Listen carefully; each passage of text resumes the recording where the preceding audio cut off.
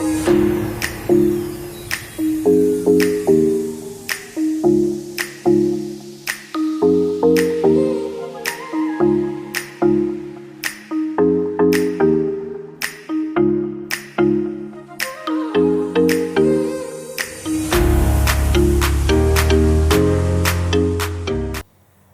Sobat IM, dalam kesempatan ini saya mau berbagi tentang sebuah topik yang berjudul Shining Like a Star. Wah, kalau kita melihat keadaan zaman saat ini, firman Tuhan di dalam 2 Timotius 3 ayat 1-4 bilang bagaimana menggambarkan keadaan manusia di masa-masa akhir.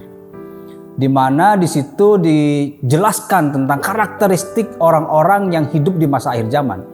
Mereka tidak peduli agama, tidak tahu mengasihi, berontak sama orang tua, dan berbagai macam kesulitan dan keadaan kegelapan yang terjadi di masa-masa ini.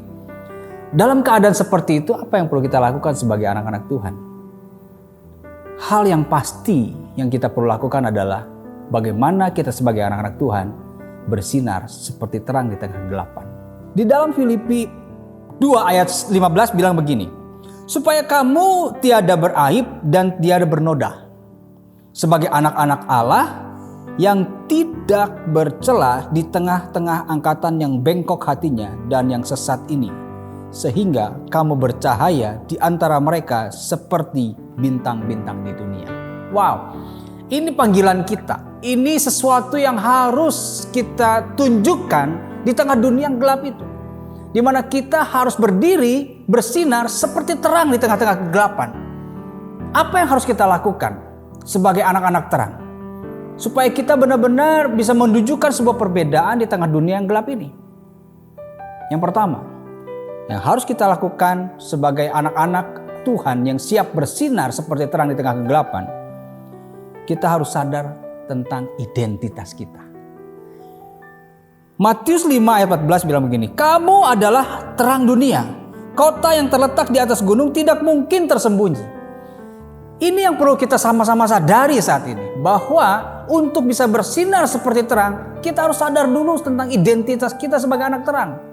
Ada begitu banyak orang yang tidak bisa memunculkan terangnya karena dia nggak sadar bahwa dia tuh punya identitas sebagai anak terang. Kita perlu sadar ini.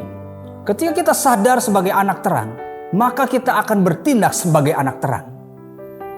Terus yang kedua, hiduplah sebagai anak terang. Efesus 5 ayat 8 bilang begini, memang dahulu kamu adalah kegelapan, tetapi sekarang kamu adalah terang di dalam Tuhan. Sebab itu hiduplah sebagai anak-anak terang. Setelah kita sadar identitas kita sebagai anak terang, hal yang kedua yang harus kita lakukan adalah bagaimana kita hidup berpadanan dengan identitas kita. Dan kita harus menghasilkan buah yang bisa menunjukkan bagaimana kita sebagai anak terang.